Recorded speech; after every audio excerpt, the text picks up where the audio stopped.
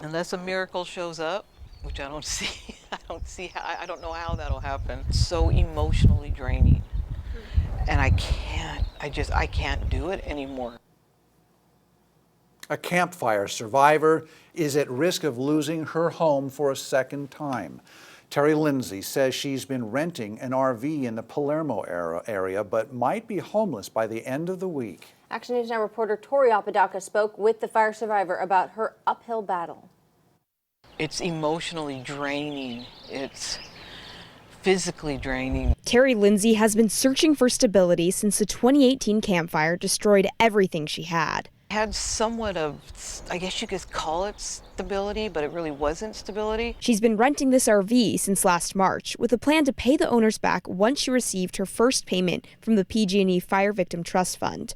But when the first payment showed up in February, It was hardly anything. That's because Lindsay says about 30% of the money was withheld, so she kept waiting. Because we had the hope, that the Fire Victim Trust was going to, keep their word. 2 more promised paydays passed and still no money. It's hard because they have so much control over what rightfully belongs to every victim. And now she is on the verge of losing this RV since the owners have found a new buyer. Unless a miracle shows up, which I don't see. I don't know how that'll happen. In an email exchange between the Fire Victim Trust Fund and Lindsay's lawyer, it states she will receive the rest of the withheld money on June 15th, just 3 days after the owners plan to take the RV. I don't know what's going to happen in the next minute, hour, day, or week, even up to the 11th. It's already been a long road since the campfire, but now Lindsay feels like she's back to square one. She'll have to live out of this car and still doesn't know where to head next. So emotionally draining.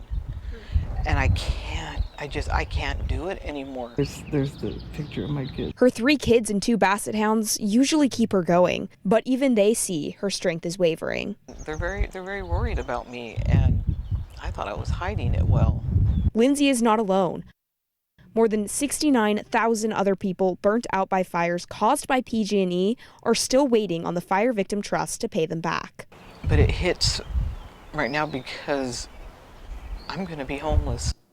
Reporting in Orville, Tori Apodaca, Action News Now, coverage you can count on.